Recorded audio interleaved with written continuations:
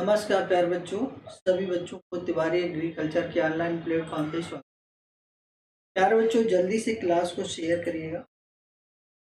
सभी लोग जल्दी से क्लास को शेयर कर दीजिएगा। हमारे जो है 2 लेक्चर हम लोग जो है दे चुके हैं, और जो हमारा चैप्टर पहला था रासायनिक परिवर्तन और भौतिक परिवर्तन, इस चैप्टर के हम लोगों ने पहले तो उसका पूरा थ्योरी पोर्शन पढ़ा। फिर इसके बाद मैंने आपको बहुविकल्पी, अतिलघुत्री, लघुत्री प्रश्नों को टाइप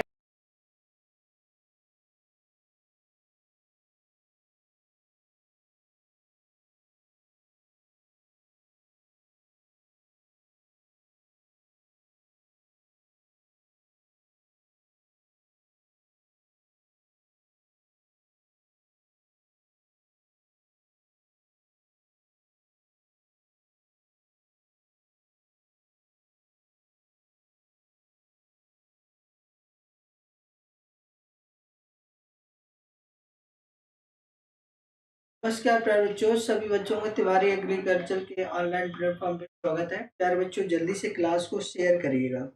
टेक्निकल प्रॉब्लम आ रही है जिसकी वजह से दिक्कत हो रही क्लास में, लेकिन क्लास जैसे ही कुछ प्रॉब्लम हटेगी क्लास प्रॉपर रन करने लगेगी।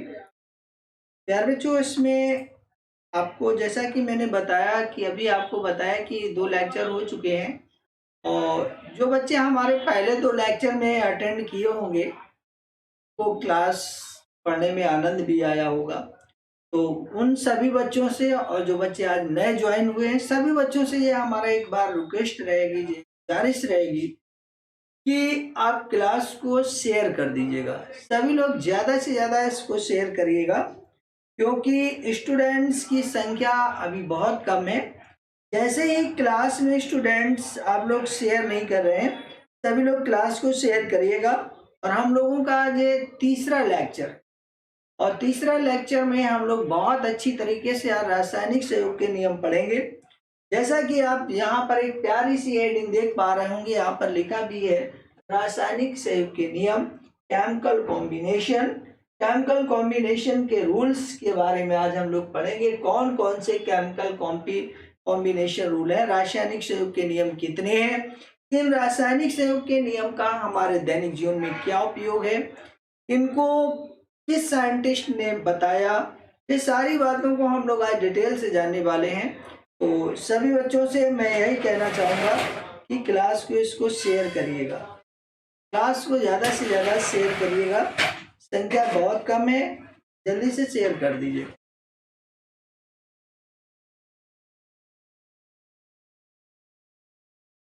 आप लोग क्लास को शेयर कर दीजिएगा, ज़्यादा से ज़्यादा लोगों में शेयर करिए क्लास को।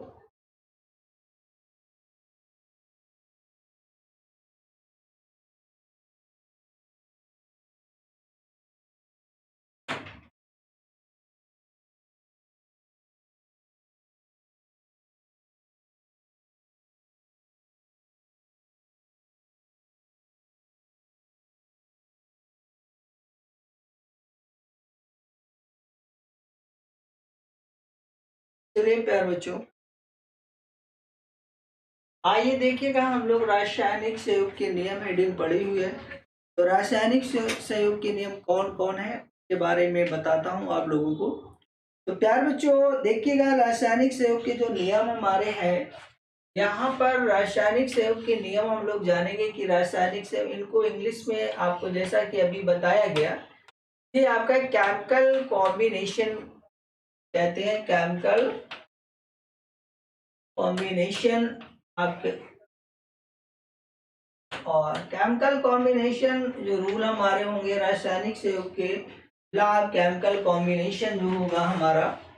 तो यहाँ पर देखिए प्यारे बच्चों, ये आप देख पा रहे होंगे कि जो हमारे रासायनिक संयोग के नियम है, ये कितने नियम होते हैं तो आप लोगों को मालूम है। सबसे पहले आपका होता है लॉ ऑफ कंजर्वेशन मास। पहला हमने आपको बताया, आपको क्या होता है law of conservation, law of conservation, law of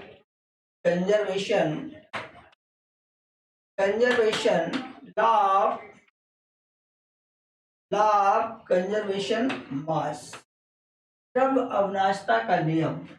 दूसरा प्यारे बच्चों आपका जो होगा दूसरा आपका जो होगा यहाँ पर होगा लॉ ऑफ कांस्टेंट प्रोपोर्शन। क्या होगा? कांस्टेंट प्रोपोर्शन होगा। इसको बोलते हैं प्यार बच्चों स्थिर अनुपात का नियम। पहला हमारा क्या है? द्रव्यमानता का नियम। दूसरा हमारा क्या है? लॉ ऑफ कांस्टेंट प्रोपोर्शन है। क्या है? लॉ ऑफ कांस्टेंट प्रोपोर्शन है। तीसरा प्यार बच्चों हमारा जो होगा यहाँ पर होगा लॉ ऑफ कांस्टेंट प्रोपोर्शन के बाद हमारा होगा law of reciprocal. Law of reciprocal व्युत्क्रम अनुपात का नियम। और यहाँ पर आपका जो चौथा होगा वो होगा आपका लॉ ऑफ मल्टीपल प्रोपोर्शन। क्या होगा? मल्टीपल प्रोपोर्शन, गुणित अनुपात का नियम। तो प्यारे बच्चों यहाँ पर देखिएगा गुणित अनुपात का नियम।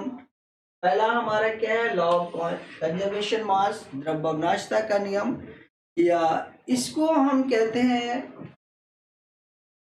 यहाँ पर। दूसरा हमारा क्या है? लॉ ऑफ कांस्टेंट प्रोपोर्शन, इसको हिंदी में कहते हैं स्थिर अनुपात का नियम।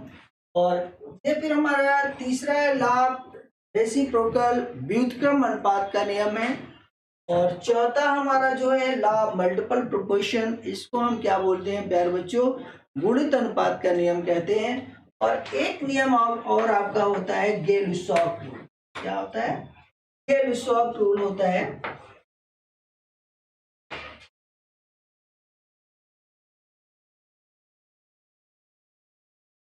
तो जे आपके यहाँ पर गे-लुसॉक, इसको हिंदी और इंग्लिश दोनों में गे-लुसॉक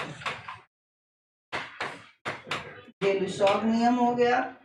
ये आपका गुणित अनुपात का नियम हो गया, तो हम गुणित अनुपात का नियम कहते हैं। ये हमारा जो होगा क्रम अनुपात का नियम होगा, व्युत्क्रम अनुपात का नियम होगा।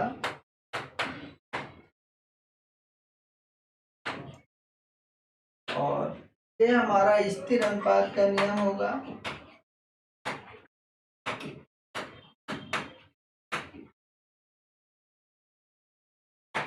और ये हमारा होगा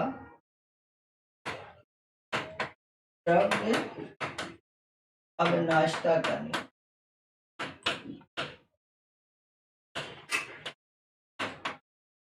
यार बच्चों ये आपके नियम है, आप तो देखिएगा इंग्लिश और हिंदी में मैंने दोनों आपको यहाँ पर लिख दिया है।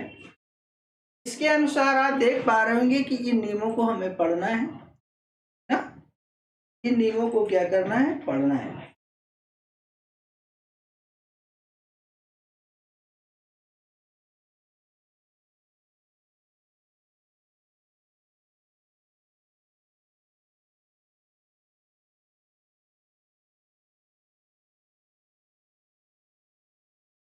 क्लास को शेयर करिए प्यार बच्चों एक बार।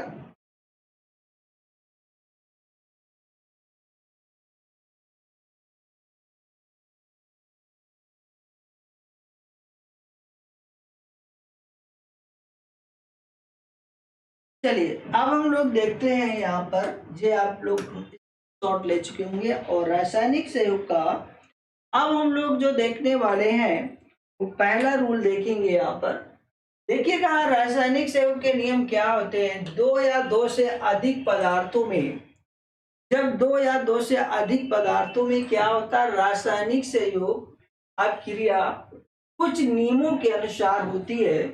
इन नियमों को हम रासायनिक संयोग के नियम कहते हैं। देखिएगा जो हमारे पदार्थ होते हैं, पदार्थ आपस में क्या करते हैं? अभिक्रिया करते हैं। और जब पदार्थ आपस में अभिक्रिया करेंगे तो एक नए पदार्थ जो हमारा होता है बनता है।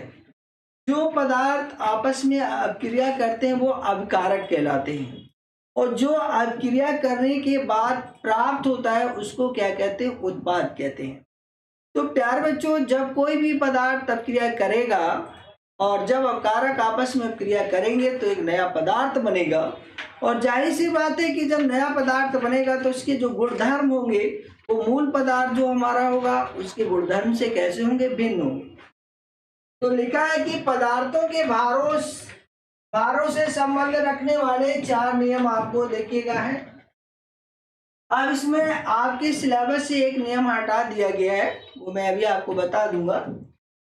और यहाँ लिखा है कि और यदि वे गैस अवस्था में हो तो उनके आयतन से संबंधित रखने वाला एक नियम है।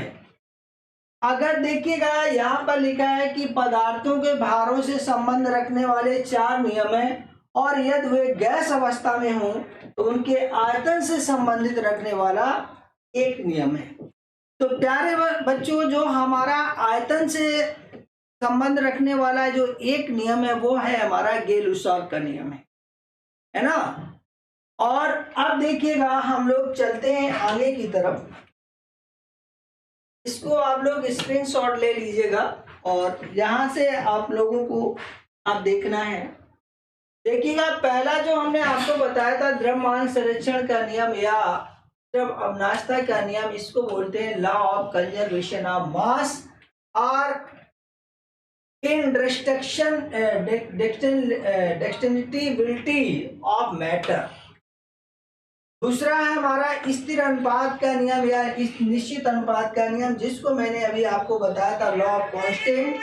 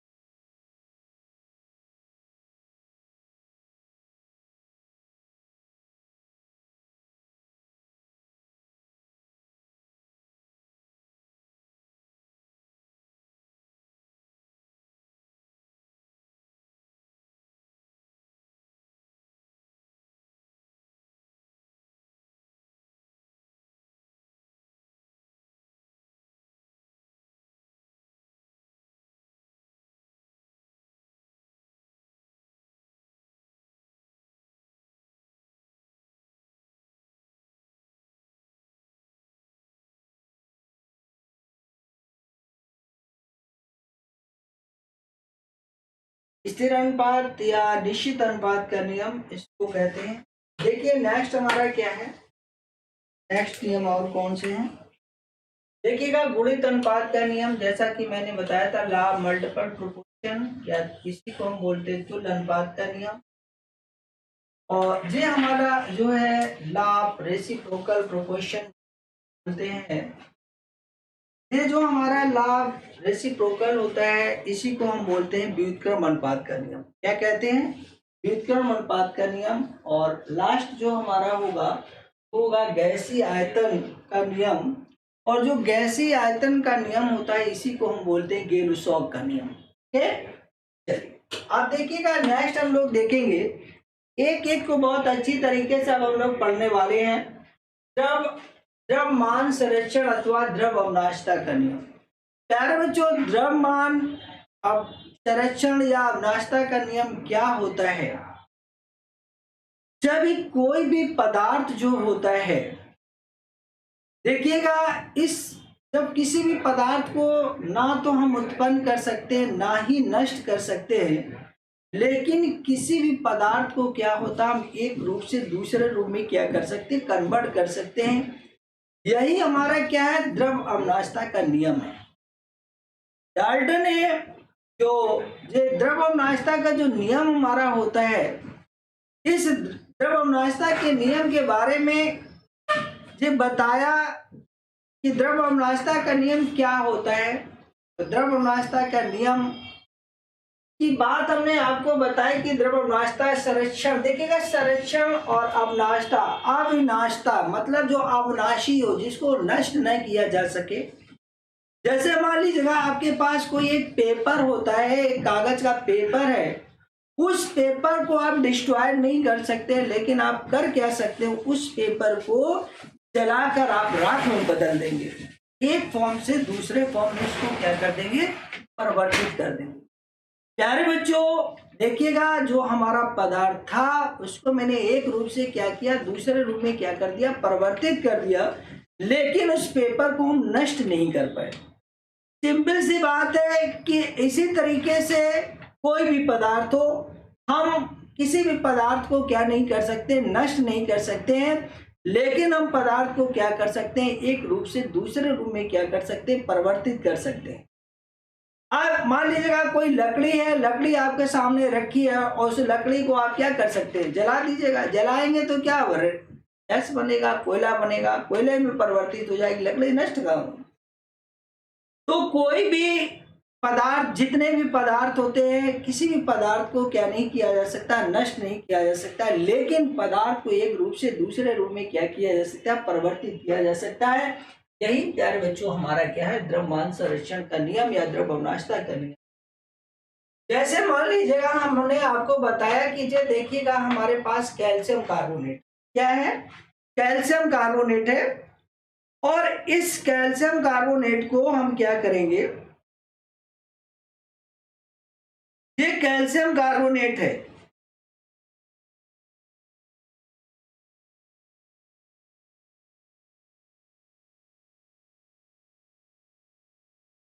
यार बच्चों देखिएगा कमेंट्स जो इस समय पढ़ाया जा रहा है उसको आप कायदे से पढ़िएगा। जितने भी फार्मूले आपको बता दिए जाएंगे, ठीक है। और पहले जो आपको इस समय प्रॉपर पढ़ाया जा रहा, मोअर साल्ट और आपको प्लास्टर ऑफ पेरिस, जितने भी सॉल्ट के फार्मूले हैं वो आपको बता दिया जाएगा। अभी आपको प्रॉपरली क्या पढ़ाया जा रहा आप उसको वॉच करिएगा, देखिएगा, ठीक है।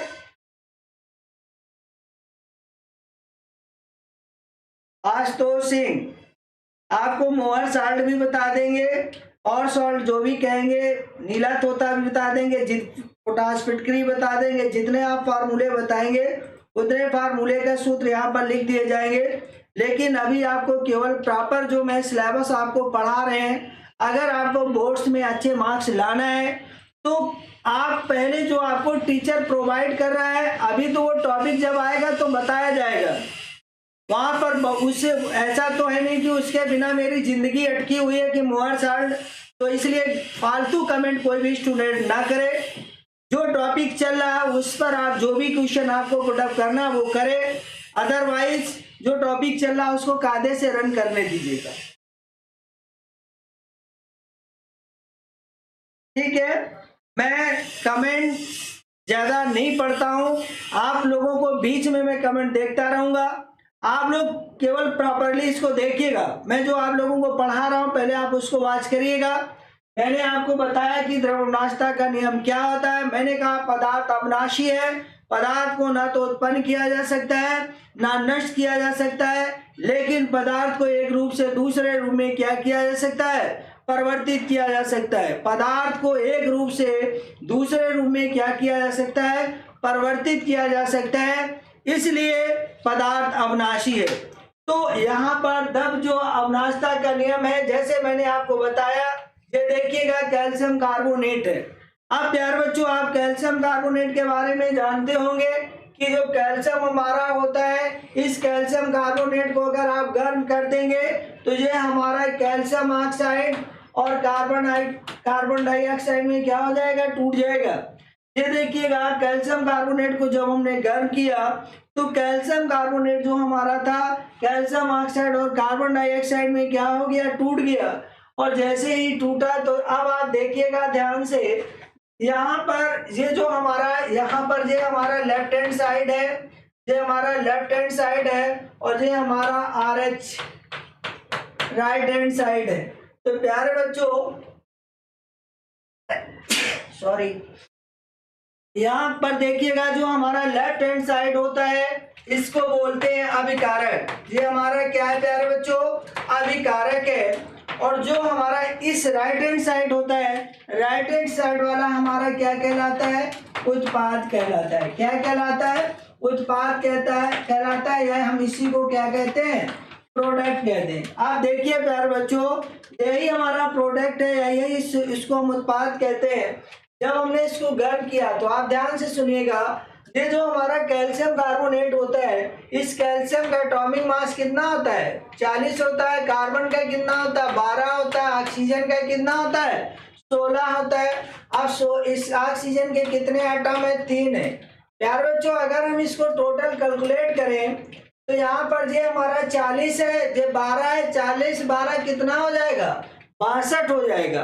और अगर हम 16 था 48, 48 और जो हमारा 62 होगा, अगर हम उसको जोड़ें, यहाँ पर आप ये यहाँ पे कितना है? 40 और 12 कितना हो जाएगा? 52 हो जाएगा। और ये हमारा कितना है? 48 है। तो 48 और 52 कितना होगा? तो 48 और 52 को जोड़ेंगे तो 100 हो जाएगा। प्यारे बच्चों, एक बात बताइएगा, ये जो हमारा कैल्शियम कार्बोनेट है ये हमारा 100 ग्राम है। बात ध्यान से सुनना, यहीं से आपको द्रव्यनाशता का नियम क्लियर हो जाएगा। अब देखिएगा, ये द्रव्यनाशता का नियम हमारा जो था 100 ग्राम, यहाँ पर हमारा क्या है? कैल्शियम कार्बोनेट था। और इसको मैंने गर्म किया तो ये आपका 40 होता है और यहाँ पर आपका 16 होता है। तो इन दोनों को जोड़ेंगे तो 56 ग्राम हो जाएगा। और इसको ये हमारा 12 का इसका परमाणु भार होता है, इसका ऑक्सीजन का 16, 2 एटम है तो 16 दूनी 32 और 12 कितना हो जाएगा? 44। यार बच्चों, अगर आप ध्यान से देखेंगे, ये हमारा 56 ग्राम है और ये हमारा 44 ग्राम है। अगर इन दोनों को हम जोड़ें तो 56 44 कितना हो जाएगा? 100 ग्राम। आप देखिएगा, यहाँ पर जो हमारा 100 ग्राम है, यहाँ पर भी 100 ग्राम हो जाएगा। जब हमारा प्यारे बच्चों लेफ्ट हैंड साइड और राइट हैंड साइड हमारा क्या होगा? इक्वल होगा, तो वही तो द्रव्यनाशता के नियम का पालन करेगा, वही तो द्रव्यनाशी है। भाई, जितना हमने पदार्थ यहाँ पर लिया, और पदार्थ कैल्शियम कार्बोनेट को हमने 100 ग्राम लिया, और 100 ग्राम लेने पर हमने उसको गर्म किया, और गर्म जैसे किया वो कैल्शियम ऑक्साइड और कार्बन डाइऑक्साइड में क्या हुआ? टूट गया। और टूटने पर जब हमने उसका वेट किया तो वही तब भी 100 ग्राम है। इसका मतलब किसी भी रासायनिक अभिक्रिया के दौरान हमने जो पदार्थ उत्पन्न किया है, नया जो हमारा अवकारक जो बना उत्पाद बना है, उसका भार और अवकारक का भार, क्योंकि ये जो हमारा लेफ्ट हैंड साइड होता है वो हमारा अवकारक होता है, जो राइट हैंड साइड होता है वो हमारा उत्पाद होता है। प्यारे बच्चों, यहाँ पर अवकारक और उत्पाद का दोनों का भार कैसा है? बराबर है। इसलिए ये द्रव्यमान संरक्षण या द्रव्यनाशता का नियम का क्या करता है? पालन करता है। ठीक है प्यारे बच्चों, तो ये आपको बात समझ में आ गई होगी। मैंने आपको बताया था द्रव्यनाशी है, द्रव को ना तो उत्पन्न कर सकते हैं ना ही नष्ट कर सकते हैं, लेकिन उसको एक रूप से दूसरे रूप में क्या कर सकते हैं? परिवर्तित कर सकते हैं। अब चलिए प्यारे बच्चों, मैं आप लोगों को इसकी आपको दिखा दे रहा हूँ जो परिभाषा लिखी है, लेकिन हमारा ये प्रयास रहेगा कि आप अपनी परिभाषा खुद लिखिएगा। एक बार आपको समझ में आ गया? सभी लोग बच्चे कमेंट करके बताएं कि द्रव्यनाशता का नियम क्लियर हो गया है। सभी लोग कमेंट करके एक बार बताएं प्यारे बच्चों, कमेंट कर दीजिएगा सभी को द्रव्यनाशता का नियम क्लियर है।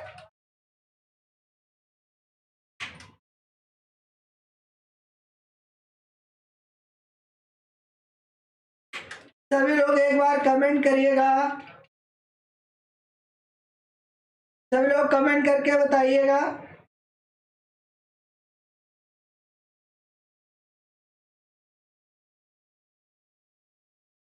अगर क्लियर है तो सभी लोग ऐसे लिख दीजिएगा।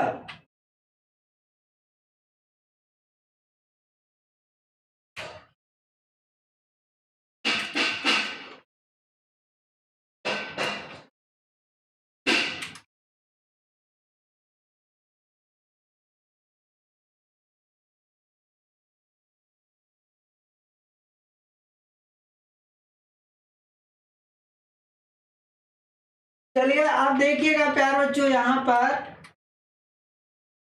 पर प्यारे बच्चों लिखा हुआ लेवोसिए ने 1744 में इस नियम की परिभाषा दी, और इनके अनुसार देखिएगा लिखा है कि इस नियम के अनुसार किसी भी द्रव्य को ना तो उत्पन्न किया जा सकता है और ना ही नष्ट किया जा सकता है, लेकिन उसे एक रूप से दूसरे रूप में परिवर्तित किया जा सकता है, अर्थात द्रव्य अविनाशी है। द्रव्य क्या है? अविनाशी है। मैंने आप लोगों को बताया था कि पदार्थ को ना तो उत्पन्न किया जा सकता है और ना ही नष्ट किया जा सकता है, लेकिन उसे एक रूप से दूसरे रूप में क्या किया जा सकता है? परिवर्तित किया जा सकता है। प्यारे बच्चों, यही तो हमारे द्रव्यनाशता का नियम है। यही हमारा क्या है? द्रव्यनाशता का नियम है। लेवोसियर ने 1744 में इस नियम की जब परिभाषा दिया, इनके अनुसार बताया। अब देखिएगा, यहाँ पर ध्यान से देखिएगा, ये हमारा लेवोसियर ने जब इस नियम को परिभाषित किया, तो अब यहाँ पर देखिए इसका उदाहरण। सभी लोग स्क्रीनशॉट एक बार ले लीजिएगा, सभी लोग स्क्रीनशॉट ले लीजिएगा प्यारे बच्चों।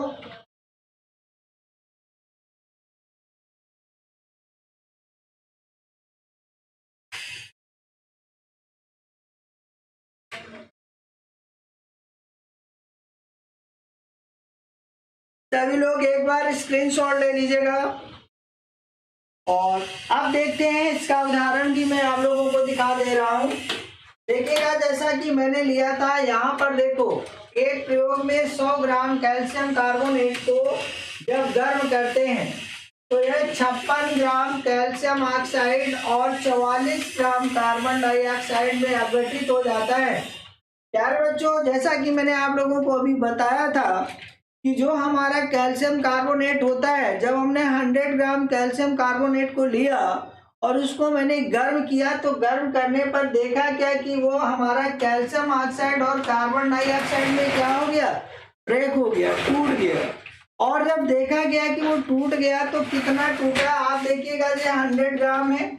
द्रव्यनाशता के नियम के अगर आपसे ये लिखा हो, इतना ही लिखा हो, और आपसे ये पूछा जाए कि बताओ भाई ये अभिक्रिया किस नियम की पुष्टि करती है, तो किस नियम की पुष्टि करती है? ये द्रव्यनाशता के नियम की पुष्टि करती है। क्यों करती है? क्योंकि 100 ग्राम कैल्शियम कार्बोनेट से हमारा 100 ग्राम ही आपका क्या बन रहा है? उत्पाद का फॉर्मेशन हो रहा है। यहाँ पर अवकारक और उत्पाद दोनों की मात्राएं कैसी है? समान है। अतः ये द्रव्यनाशता के नियम की क्या कर रहा है? पुष्टि कर रहा है। कमेंट करो प्यारे बच्चों, आज संख्या बहुत कम है।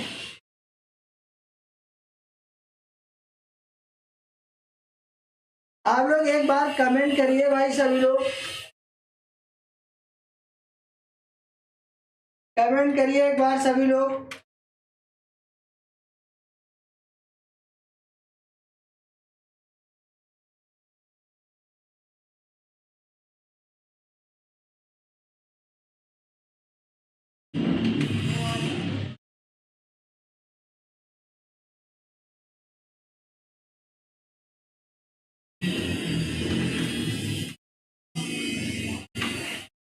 कमेंट करिए सभी लोग एक बार।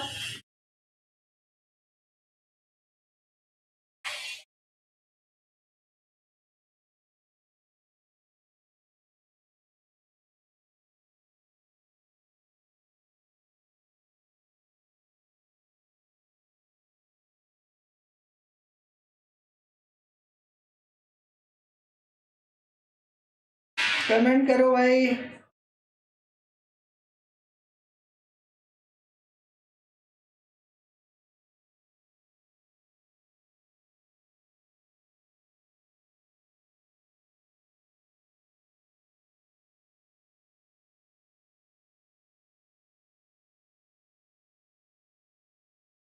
राम भारती, क्या नहीं समझ में आया? सभी को लगभग समझ में आया। मैंने आपको बताया कि द्रव अविनाशी है। जैसे हमारे अंदर जो शरीर क्या है? शरीर हमारा नाशवान है। जो हमारे अंदर एक एनर्जी है, एक क्या है? एनर्जी है। जिस एनर्जी की वजह से हम क्या कर रहे हैं? बोल रहे हैं, खा रहे हैं, पी रहे हैं, सो रहे हैं, खेल रहे हैं, दौड़ रहे हैं, भाग रहे हैं। वो एनर्जी हमें दिखाई नहीं दे रही है। वो एनर्जी हमको दिखाई नहीं दे रही। उसी एनर्जी से हम क्या कर रहे हैं? वर्क कर रहे हैं। और जिस दिन वो एनर्जी हमारे बॉडी से निकल जाती है, हमारी बॉडी कोई भी कार्य करने के लिए कैपेबल नहीं होती है। वो एनर्जी हमारे जो हमारे बॉडी से निकलेगी किसी दूसरे के बॉडी में एंटर कर जाएगी, तो वो ये हमारा बॉडी क्या होगा, डिस्ट्रॉय नहीं होगा। आपको मालूम है कि हमारा जो शरीर है 5 तत्वों से मिलकर बना है। सिद्ध पावक गगन अनल समीरा, 5 तत्व मिल बना शरीरा। ये शरीर जो है हमारा 5 तत्वों से मिलकर बना है। और जब इस शरीर को जलाया जाता है या दबाया जाता है या कुछ भी करेंगे, तो जो पानी में पानी जो होगा, पानी में पानी मिल जाएगा, मिट्टी में मिट्टी मिल जाएगी, आग में आग मिल जाएगी, है ना, वायु में वायु चली जाएगी। तो पूरा ये शरीर जो है हमारा डिस्ट्रॉय नहीं हुआ। वो one form to change in other form, एक फॉर्म से दूसरे फॉर्म में क्या हो गया, चेंज हो गया। लेकिन हमारे अंदर जो सोल है, आत्मा है, वो हमारी जो एनर्जी है जो दिखाई नहीं दे रही, ओनली हम फील कर रहे हैं। किसी के बॉडी के अंदर जो भी एनर्जी है उसको हम देख नहीं पा रहे हैं, लेकिन हम उसको महसूस कर रहे हैं। तो वही एनर्जी क्या होती है, एक बॉडी से एंटर करके दूसरे बॉडी में एंटर कर जाएगी।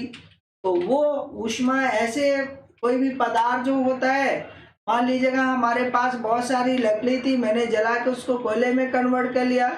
कोयला वाला क्या करेगा, उसको फिर दूसरे फॉर्म में कन्वर्ट कर लेगा, एनर्जी के हीट फॉर्म में कन्वर्ट कर लेगा। वो हीट किसी हमारे नेक्स्ट फॉर्म में चली जाएगी। ऐसे ही वो क्या होती, वन फॉर्म टू चेंज, एक फॉर्म से दूसरे फॉर्म में चेंज हो जाती रहती है। समझ में आ गया सभी को? चलिए अब हम लोग नेक्स्ट।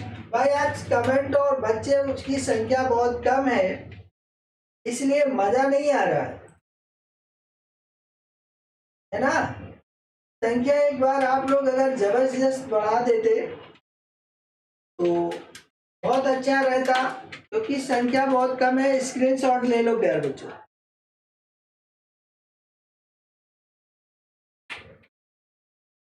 देखिएगा एक्स पे दूसरा यहाँ पर एग्जाम्पल आपको दिया है। कहते हैं कि एक परख नली है, एक परख नली में थोड़ा सा सिल्वर नाइट्रेट विलयन लेकर, अब देखो प्यारे बच्चों, सिल्वर नाइट्रेट क्या होता है, ये हमारा जो होता है AgNO3 होता है, ये सिल्वर नाइट्रेट होता है। ये यहाँ पर लिखा हुआ है, ये आपका सिल्वर नाइट्रेट लिखा हुआ है। कहते हैं कि एक परख नली में थोड़ा सा सिल्वर नाइट्रेट लेंगे और सिल्वर नाइट्रेट लेकर आप क्या करते हैं कि लेकर उसमें थोड़ी देर द्वारा डोरे द्वारा एक सोडियम क्लोराइड विलयन भरे को, एक मतलब डोरे से भरे एक सोडियम क्लोराइड विलयन से भरे एक देखिए भरे विलयन से भरे भर को निकल कर फ्लास्क में लटका देते हैं। मतलब उसमें एक्चुअली ऐसा है कि जो हमारा एक सिल्वर नाइट्रेट का सोल्यूशन लेते हैं और सिल्वर नाइट्रेट के बने हुए सोल्यूशन में क्या करते हैं, सोडियम क्लोराइड से भरा हुआ उसमें क्या करते हैं, ट्यूब को लटका दिया जाता है। आप देखिएगा जब हमारा सिल्वर नाइट्रेट जो होता है, सोडियम जो हमारा क्लोराइड होता है उसके जैसे ही आता है कांटेक्ट में, तो प्यारे बच्चों होता क्या है,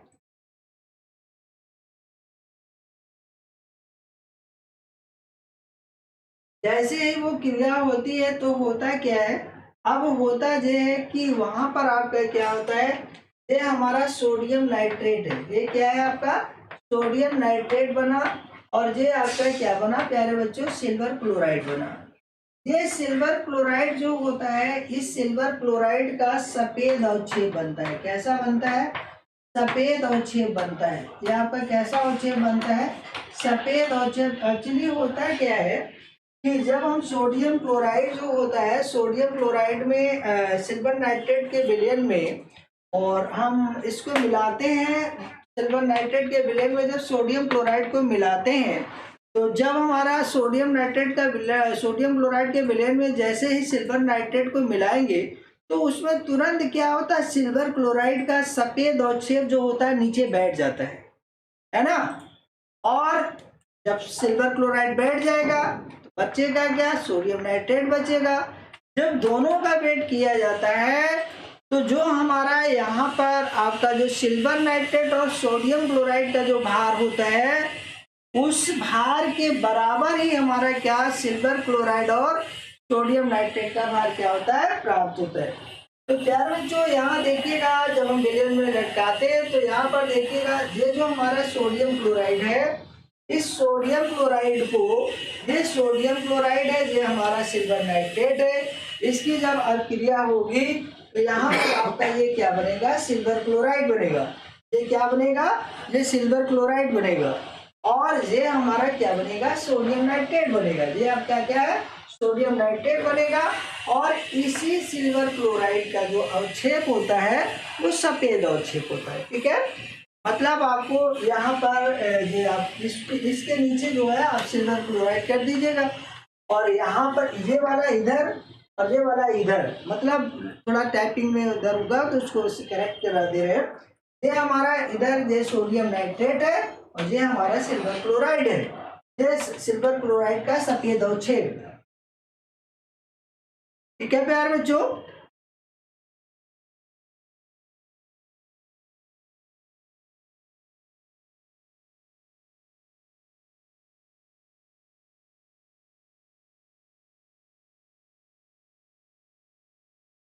चलिए अब आप देखिएगा। और अब आप लोग जो है सभी लोग इसका स्क्रीनशॉट ले लीजिएगा। अब क्लियर बिल्कुल टाइपिंग हो चुकी है। देखिएगा, ये आपका सोडियम क्लोराइड है, ये आपका सिल्वर नाइट्रेट है, ये आपका सिल्वर क्लोराइड का सफेद अवक्षेप प्राप्त होता है इस सोडियम नाइट्रेट। तो इन दोनों का जो भार होता है, इन दोनों का भार, और ये हमारे दोनों क्या हैं, ये हमारे दोनों अभिकारक हैं। ये हमारे क्या है, अभिकारक हैं। और ये जो हमारा उस साइड है वो हमारा क्या है, उत्पाद है। ओके प्यारे बच्चों, तो ये आपका द्रव अवनाशता के नियम का दूसरा उदाहरण है। तो इसको आप सभी लोग क्या कर लीजिएगा, स्क्रीनशॉट ले लीजिएगा।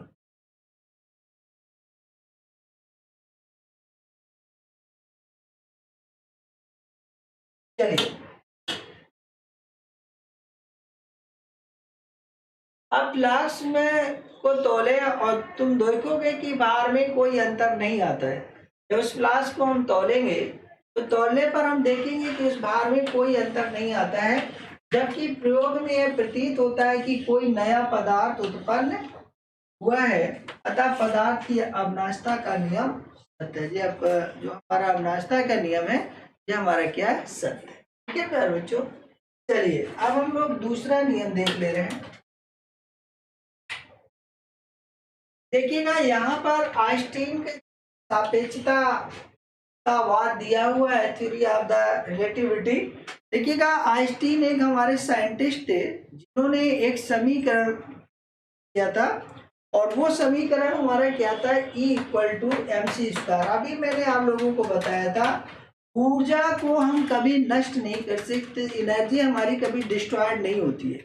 एनर्जी को हम कभी डिस्ट्रॉयड नहीं कर सकते हैं, लेकिन हम उसको कर क्या सकते हैं, एक रूप से दूसरे रूप में क्या कर सकते हैं, परिवर्तित कर सकते हैं। जो हमारी एनर्जी होती है वो one form to change another form, एक फॉर्म से दूसरे फॉर्म में क्या हो जाती है, कन्वर्ट हो जाती है। उससे ही हम क्या बोलते हैं, आइंस्टीन का समीकरण जो हमारा E=mc² होता है। ई का मतलब प्यारे बच्चों यहाँ पर क्या होता है, ऊर्जा होता है। और यहाँ पर एम का मतलब जो हमारा क्या होता है, ये यहाँ पर हमारा क्या होता है, द्रव्यमान होता है। और सी का मतलब प्यारे बच्चों यहाँ पर क्या होता है, प्रकाश की चाल होती है। ये आइंस्टीन के सापेक्षता। अब देखिएगा, इसके बारे में आप लोग देख लीजिएगा और स्क्रीनशॉट लीजिएगा, और मैं अब आपको नेक्स्ट बताता हूँ। देखिए, आइंस्टीन के सापेक्षतावाद के अनुसार द्रव ऊर्जा में और ऊर्जा द्रव में क्या कर सकती, बदल सकती है। इसके मतानुसार E=mc²। मतलब द्रव जो होता है, मैंने अभी आपको बताया कि उसको अविनाशी है, ऊर्जा भी हमारी अविनाशी है। हम उसको क्या नहीं कर सकते, डिस्ट्रॉय नहीं कर सकते हैं, लेकिन एक फॉर्म से दूसरे फॉर्म में क्या कर सकते हैं, कन्वर्ट कर सकते हैं। यही हमारा क्या है, द्रव अविनाशिता का नियम है। और ये हमारे आइंस्टीन के क्या है, समीकरण। चलिए अब हम लोग नेक्स्ट देखते हैं। नेक्स्ट हमारा क्या होगा, देखिएगा, इसमें लिखा है कि ई द्रव्यमान होता है, एम के लोप होने पर उत्पन्न ऊर्जा तथा सी प्रकाश की वेग को प्रकट करती है।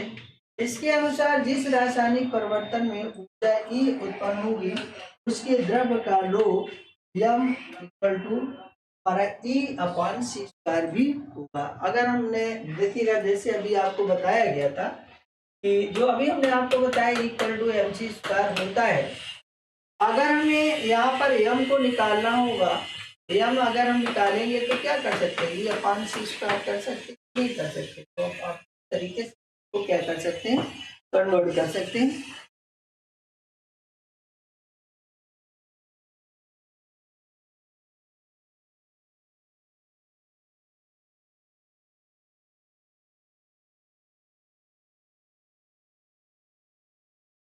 सभी लोग इसको और लाइक शेयर करते रहिएगा।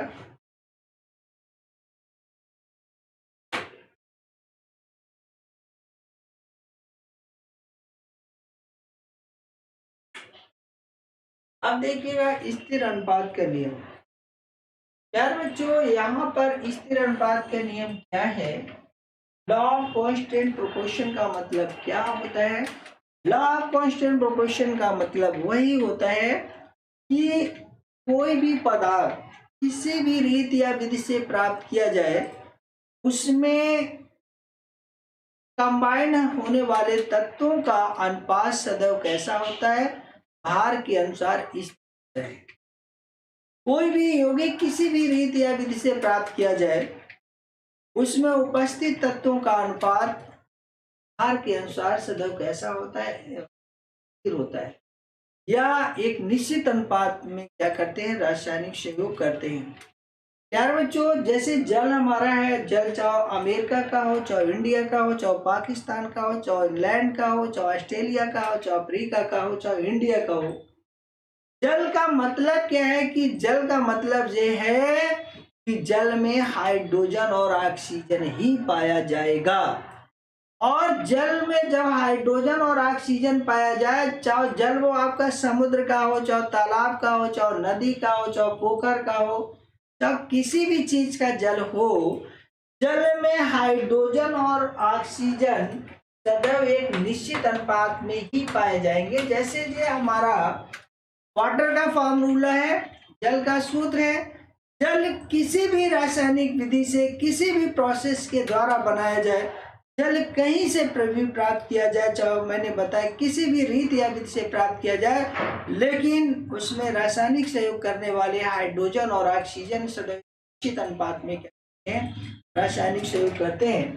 तो यहाँ पर प्यार बच्चों, जो हमारा हाइड्रोजन होगा और ऑक्सीजन होगा, देखिएगा हाइड्रोजन का मास कितना होता है, 1 होता है, और 2 एटम है तो 2 अनुपात कितना हो जाएगा, 16। अगर हम यहाँ पर देखें कि जल में हाइड्रोजन और ऑक्सीजन का क्या अनुपात होता है, जल में हाइड्रोजन और ऑक्सीजन का अनुपात होता है 2:60 होता है, और हम कहते हैं 1:8। मतलब जल हमारा किसी भी रीति या विधि से प्राप्त किया जाए, लेकिन जल में हाइड्रोजन और oxygen always combined a fix ratio by mass 1:8। मतलब जल किसी भी रीति विधि से प्राप्त किया जाए, लेकिन जल में हाइड्रोजन और ऑक्सीजन सदैव भार के एक निश्चित अनुपात 1:8 के अनुपात की रासायनिक सहयोग करते हैं। यही क्या है, हमारा स्थिर अनुपात का नियम है। सोडियम क्लोराइड ये आपके सामने रखा है। नमक आप लोग खाते हैं, नमक आपका कोई भी नमक हो, चाहे टाटा नमक हो, चाहे आपका प्रभाकर नमक हो, चाहे आपका कोई भी नमक हो, डांडी नमक, जितने भी नमक होते हैं, लेकिन नमक में always sodium and chlorine combined a fix ratio by mass 23:35.5।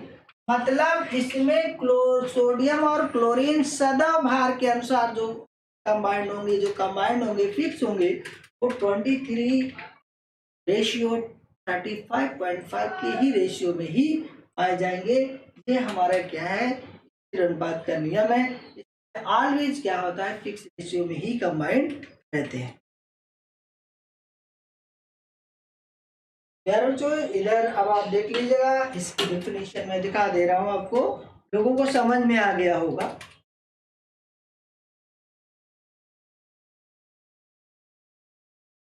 ये देखिएगा, स्थिर अनुपात का जो नियम था, एक साइंटिस्ट थे, फ्रास्ट ने इसको 1797 में दिया, और इनके अनुसार बताया गया कि रासायनिक यौगिक सदा एक निश्चित तत्वों से ही बना होता है और बाहर की दृष्टि से उन तत्वों का अनुपात सदा एक सा रहता है। मतलब कोई भी यौगिक किसी भी रीति या विधि से प्राप्त किया जाए उसमें उपस्थित तत्वों का अनुपात सदा एक निश्चित अनुपात में ही रासायनिक सहयोग करते हैं भार के अनुसार।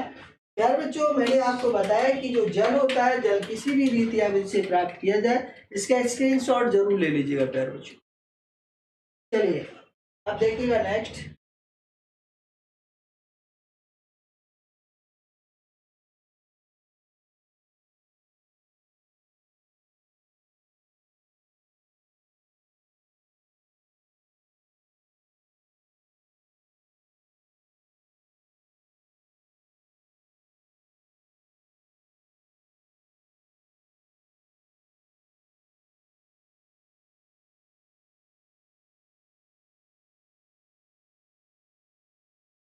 चलिए शुद्ध देखिएगा, इसका उदाहरण देखिएगा। शुद्ध जल जैसे लिखा है, चाहे कुआं, समुद्र अथवा झील से प्राप्त किया जाए अथवा भारत, पाकिस्तान, अमेरिका, ऑस्ट्रेलिया आदि देशों में लाया जा गया हो, हाइड्रोजन और ऑक्सीजन परस्पर अक्रिया करके प्राप्त किया गया हो अथवा अन्य किसी रासायनिक अक्रिया के फलस्वरूप बना हो, उसमें उपस्थित तत्वों हाइड्रोजन और ऑक्सीजन भार की दृष्टि से सदैव एक ही अनुपात 8 के अनुपात में ही पाया जाएगा। मैंने आपको अभी बताया था कि जल किसी भी रीति या विधि से प्राप्त किया जाए, लेकिन उसमें हाइड्रोजन और ऑक्सीजन सदैव भार के अनुसार 1 अनुपात 8 के अनुपात में ही रासायनिक सहयोग करते हैं। ये देखिएगा हमारा स्थिर अनुपात के नियम का एक उदाहरण है। दूसरा मैंने उदाहरण आपको अभी बताया था उसका सोडियम क्लोराइड नमक का, कि नमक किसी भी रीति से प्राप्त किया जाए। ऐसे कार्बन डाइऑक्साइड है, कार्बन डाइऑक्साइड जो हमारी होती है, कार्बन डाइऑक्साइड ये मान लीजिएगा। देखिएगा एक और एक आपको उदाहरण दिखा दे रहे हैं, यहाँ पर देख लीजिएगा। यदि व्यक्त ताप का कॉपर ऑक्साइड पर हाइड्रोजन प्रवाहित करते हैं तो जल प्राप्त होता है। इस प्रकार बने जल में भी हाइड्रोजन और ऑक्सीजन का अनुपात, मतलब ये बताया जा रहा है कि अगर रक्त तप्त कॉपर ऑक्साइड पर हम हाइड्रोजन को प्रवाहित करते हैं तब भी जल प्राप्त होता है, लेकिन उसमें भी हाइड्रोजन और ऑक्सीजन का अनुपात जो होता है वो 1 अनुपात 8 निश्चित अनुपात से पाया जाता है। अब इसमें नेक्स्ट देख लीजिएगा, एक उदाहरण ये है। इसी प्रकार मैंने अभी आपको बताया था कि नमक जो होता है, नमक आपका किसी भी रीति या विधि से प्राप्त किया जाए, लेकिन उसमें जो हमारा नमक होता है, नमक में सोडियम और क्लोरीन जो होता है वो ऑलवेज हमारा जो होता है एक फिक्स रेशियो 23 और 35.5 में ही उपस्थित होगा। लिखा है कि चाहे समुद्र जल को उड़ाकर बनाया जाए अथवा सोडियम हाइड्रोक्साइड या सोडियम कार्बोनेट पर हाइड्रोक्लोरिक अम्ल की अक्रिया से प्राप्त हो किया जाए अथवा सेंधा नमक रॉक सॉल्ट से प्राप्त किया जाए, उसमें उपस्थित सोडियम और क्लोरीन तत्वों के भारात्मक अनुपात सदैव कितना होता है? 23:35.5। तो प्यारे बच्चों, यहाँ पर अब देखिएगा, इसके बाद आज के सेशन मैंने क्या कर दिया, आप लोगों को समाप्त कर दिया है और सारे इसके एग्जाम्पल बता दिए। प्यारे बच्चों, आज जो थोड़ा कुछ हमको भी प्रॉब्लम है जिसकी वजह से उतना अच्छा मैं नहीं पढ़ा पाया, थोड़ा मेरा माइंड जो है डिस्टर्ब है, मैं उस आप लोगों से शेयर नहीं कर पा रहा हूँ। लेकिन ये है कि और बच्चे की संख्या भी आज बहुत कम रही है। तो प्यारे बच्चों, नेक्स्ट क्लास में आप ज़्यादा से ज़्यादा स्टूडेंट जुड़िएगा, जिससे हमारा जो जोश कम पड़ा और अच्छे तरीके से मैं जोश से पढ़ाऊँ, और इसको ज़्यादा से ज़्यादा लोगों को शेयर कर दीजिएगा। सभी लोग लाइक करिए और शेयर करिएगा, और यही बस मैं कहूँगा। और इसके बाद मैं नेक्स्ट क्लास में फिर आपको इसी का जो रिमेंस पार्ट, शेष पार्ट है, उसके साथ मिलूँगा। तब तक के लिए प्यारे बच्चों, जय हिंद, जय जवान, जय किसान।